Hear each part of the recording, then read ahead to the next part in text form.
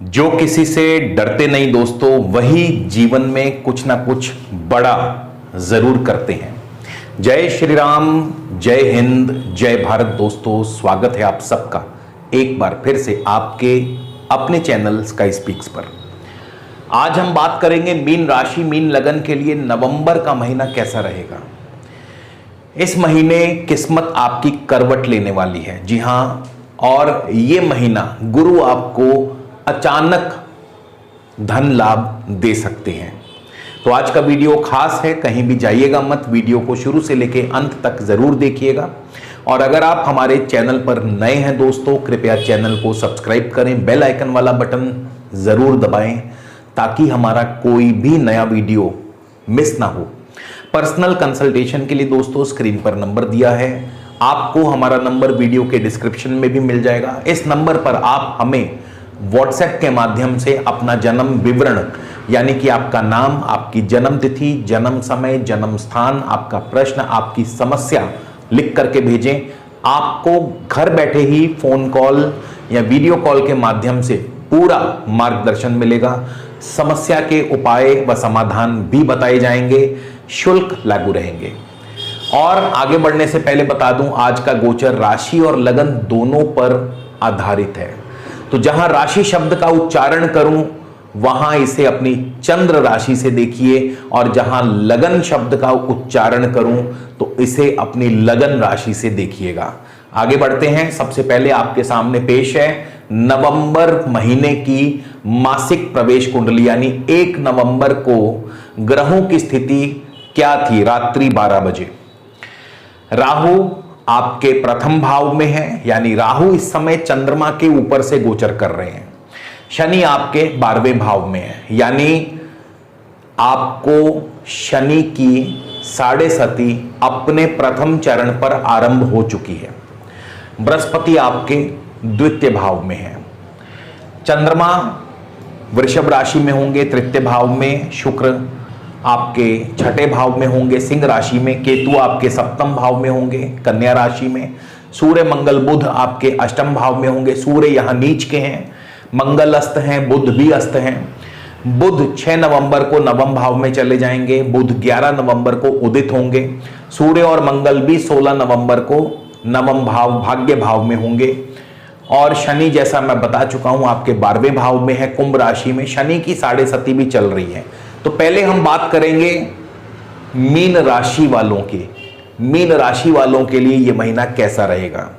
देखिए, इस महीने अच्छे योग भी बन रहे हैं और इस महीने थोड़ा सा सावधान भी रहना है। आपको सावधान किससे रहना है? आपके लिए शनि की साढ़े सती चल रही है।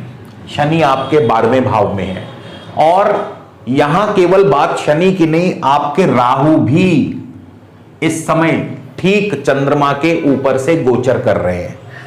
तो शनि की साढ़े सती और शनि की जो दृष्टि है, तृतीय दृष्टि, तीसरी दृष्टि बृहस्पति के ऊपर है। तो आपके राशिपति बृहस्पति भी शनि से पीड़ित हैं। राशि में बृहस्पति, मीन राशि में राहु का गोचर चल रहा है। सेहत और स्वास्थ्य का आपको खास ध्यान रखना होगा। खास करके पैरों में तकलीफ हो सकती है, घुटनों संबंधी शिकायत हो सकती है, बुद्धि भ्रमित हो सकती है, बुद्धि आपकी गलत कार्यों में लग सकती है। इसके अलावा शनि और बृहस्पति कई बार वात जनित रोग भी देते हैं, यानी वात जनित कष्ट भी आपको हो सकता है। तो सेहत और स्वास्थ्य के लिए यह स्थिति अनुकूल नहीं है। और जो शनि की साढ़े सती है, यह मानसिक तनाव और चिंता भी बढ़ाती है, इसमें कोई शक नहीं, कोई दो राय नहीं। शनि और राहु का गोचर चंद्रमा के ऊपर से मानसिक चिंता को बढ़ाने वाला है। तो ये जो नेगेटिव इफेक्ट है, इससे आपको सावधान रहना होगा। इसके लिए क्या उपाय करने हैं वो इस वीडियो के अंत में आपको बताऊंगा। इसके बाद आपकी प्रोफेशन, आपके कर्म क्षेत्र की बात करें तो अच्छी बात क्या है कि बृहस्पति की नवम दृष्टि आपके दशम भाव पर यहां पड़ रही है। बृहस्पति अपनी नवम दृष्टि से दशम भाव को देख रहे हैं। बृहस्पति की यहां अपनी राशि है, तो कैसी भी स्थिति हो आपका कार्य रुकेगा नहीं, कार्य आपके बनते रहेंगे, चलते रहेंगे। इसके अलावा बृहस्पति आमदनी के लिए क्या करेंगे, इनकम के लिए क्या करेंगे। बृहस्पति आपके धन स्थान में वक्र अवस्था में है, रेट्रो है। शुभ ग्रह शुभ स्थान में यदि वक्री हो जाए तो शुभ फल देता है। तो ऐसे में बृहस्पति आपको अचानक धन लाभ करवाएंगे। लेकिन लाभेश शनि 12वें भाव व्यय भाव में है। अब लाभेश का व्यय भाव में जाना क्या शो करता है कि इस महीने कोई ना कोई बड़ा खर्चा भी आपके सामने आ सकता है। तो एक तरफ बृहस्पति लाभ करवाएंगे, वहीं दूसरी तरफ शनि कोई ना कोई बड़ा खर्चा भी करवा देंगे। इसके बाद आपके पढ़ाई, आपकी शिक्षा की बात करें तो पंचम भाव पर राहु की दृष्टि है। राहु की दृष्टि पंचम भाव पर गूढ़ विद्याओं में, गुप्त विद्याओं में या गहन अनुसंधानात्मक क्षेत्रों में आपको सफलता प्रदान करती है। लेकिन पंचम भाव पर राहु की दृष्टि संतान को कष्ट भी देती है और आपकी लव लाइफ में अलगाव की स्थिति भी पैदा करती है। तो राहु की पंचम दृष्टि संतान के लिए और प्रेम संबंधों के लिए शुभ नहीं है। इसके बाद आपके दांपत्य जीवन की बात करें तो दांपत्य जीवन केतु आपके सप्तम भाव में है और शुक्र 3 नवंबर को सप्तम भाव में नीच के हो जाएंगे। 3 नवंबर को शुक्र जो है सप्तम भाव में नीच राशि में पधार रहे हैं। शुक्र और केतु के संयोग से आपके पार्टनर के साथ अनबन, नोकझोंक या पार्टनर की हेल्थ डाउन रह सकती है। सूर्य मंगल बुध इस महीने के आरंभ में अष्टम भाव में है और सूर्य यहां नीच के हैं। शुरुआत का महीना सरकारी कार्यों में विघ्न और बाधाएं पैदा करेगा, शत्रु वर्ग आपको परेशानी देगा। लेकिन 16 नवंबर से जैसे ही मंगल आपके नवम भाव में प्रवेश करेंगे तो भाग्य करवट लेगा, किस्मत आपकी करवट लेगी। क्योंकि मंगल स्वराशि में जाएंगे तो जाहिर है मंगल आपके कार्यों में जो भी रुकावट आ रही थी उसको दूर करेंगे और किस्मत आपका पक्ष लेने लगेगी। और यहां मंगल अकेले नहीं, सूर्य के साथ होंगे, बुध के साथ होंगे। सूर्य और बुध भी आपके नवम भाव में आ चुके होंगे और बुध उदित हो जाएंगे। हालांकि मंगल अस्त रहेंगे लेकिन सूर्य के साथ मंगल जो है फिर भी शुभ फल दे जाते हैं और अपनी राशि में मंगल होंगे तो पहले से ज्यादा अच्छी पोजीशन में होंगे। यहां पे किस्मत आपका पक्ष लेगी, भाग्य आपका साथ देगा। लेकिन एक चीज यहां पे और ध्यान रखनी होगी कि मंगल और शनि में परस्पर दृष्टि संबंध बन गया है। 12वें भाव में शनि है, मंगल आपके नवम भाव में है। मंगल चौथी दृष्टि से शनि को देखेंगे, शनि 10वीं दृष्टि से सूर्य, मंगल और बुध पर दृष्टिपात करेंगे। तो ये मंगल और शनि का दृष्टि संबंध। अब मंगल आपके द्वितीयेश भी हैं, शनि आपके द्वादशेश भी हैं। ऐसे में चोट दुर्घटना के योग बन सकते हैं। तो यहां पे थोड़ा आपको स्वास्थ्य के प्रति या वाहन आदि संभल के चलाना चाहिए।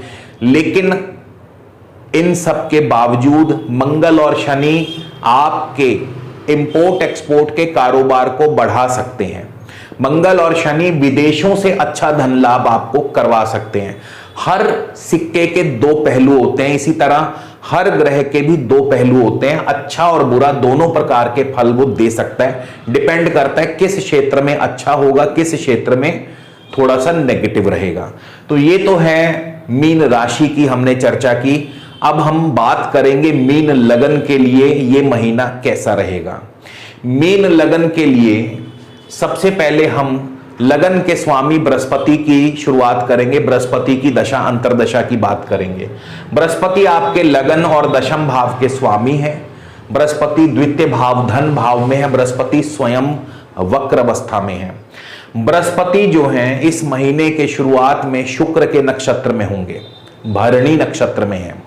और शुक्र जो है आपके तृतीय और अष्टम भाव के स्वामी हैं। बृहस्पति वक्री हैं, लगन और दशम के स्वामी।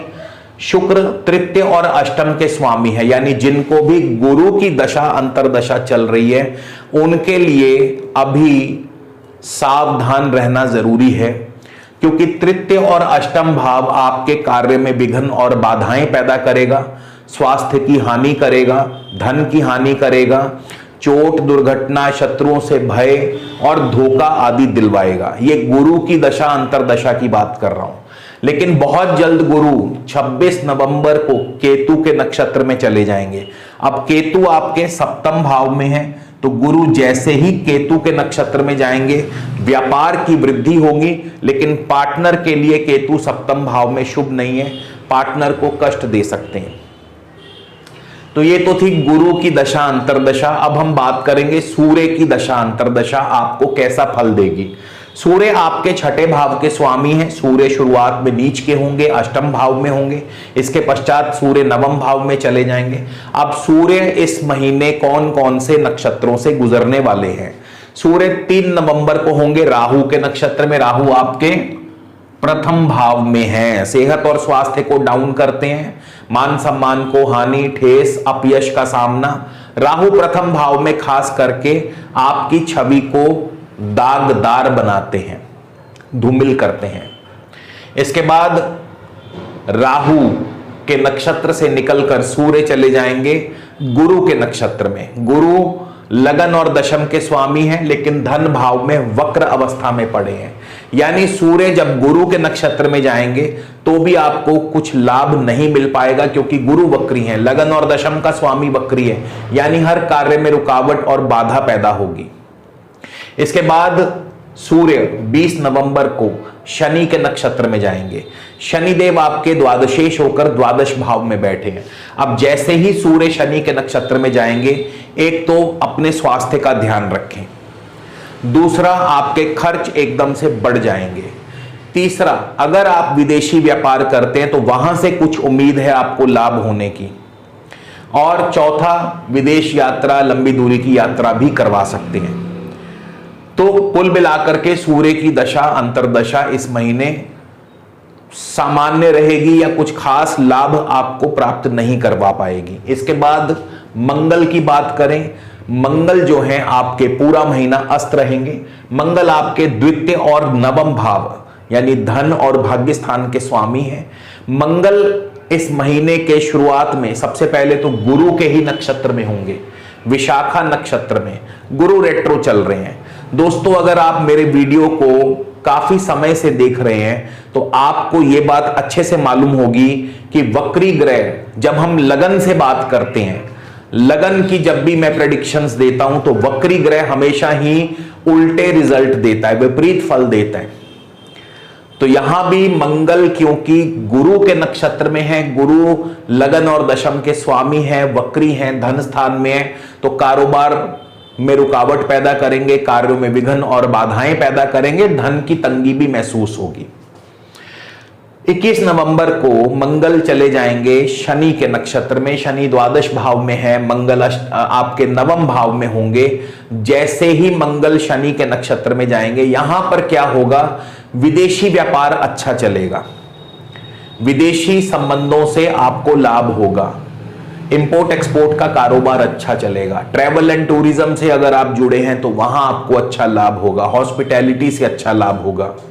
इसके अलावा शनि आपके कोई ना कोई विदेशों से आपको नया बड़ा ऑर्डर दिलवा सकते हैं, लेकिन यहां पे मंगल और शनि का दृष्टि संबंध आपके सेहत, आपके स्वास्थ्य के लिए अच्छा नहीं है।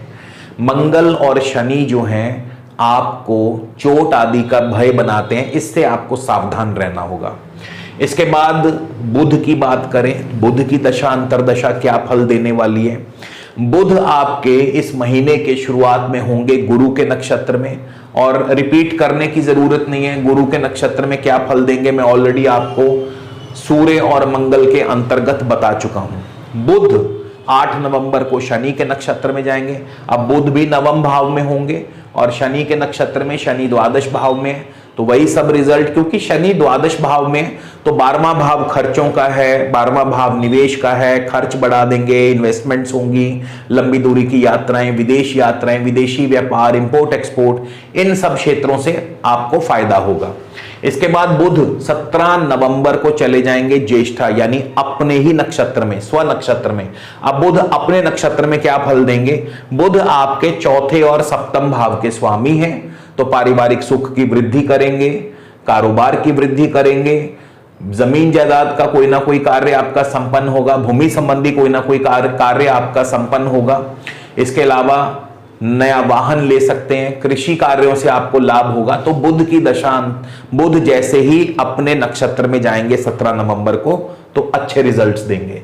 27 नवंबर को बुध चले जाएंगे केतु के नक्षत्र में, केतु सप्तम भाव में है, पार्टनर की सेहत का ध्यान रखें, शत्रु परेशान करेगा। इसके बाद हम चलते हैं शुक्र की दशा अंतरदशा, कि शुक्र आपको कैसा फल देने वाले हैं। यानी शुक्र आपके 3 नवंबर को सप्तम भाव में नीच के हो जाएंगे। शुक्र आपके तृतीय और अष्टम भाव के स्वामी हैं। तृतीय और अष्टम भाव की जब भी दशा अंतरदशा चलती है तो व्यक्ति छटपटा जाता है। अगर आपको तृतीय और अष्टम भाव के स्वामी या इस भाव से संबंध रखने वाले ग्रहों की दशा अंतरदशा चल रही है तो व्यक्ति अपने आप को असहाय महसूस करता है। कारण क्या है इसका? अष्टम भाव दोस्तों मृत्यु भाव माना गया है और तृतीय भाव अष्टम से अष्टम है, 8 में से 8वां। तो भावात भावम के सिद्धांत के अनुसार 8 में से 8वां यानी तृतीय भाव और भी बुरा हो जाता है। तो ये आपको छटपटाने की सिचुएशन में ले आता है। लेकिन यहां पे शुक्र, अब शुक्र कैसा फल देंगे? शुक्र जो है सबसे पहले इस महीने के आरंभ में सूर्य के नक्षत्र में होंगे। शुक्र सूर्य के नक्षत्र में है, सूर्य आपके छठे भाव के स्वामी हैं। नौकरी नहीं है तो नौकरी मिल जाएगी, नौकरी में तरक्की, प्रमोशन, आर्थिक स्थिति बढ़िया होगी। अब देखिए यहां पे शुक्र स्वयं शुभ स्थान के स्वामी नहीं है, लेकिन जिसके नक्षत्र में है सूर्य छठे भाव के स्वामी हैं।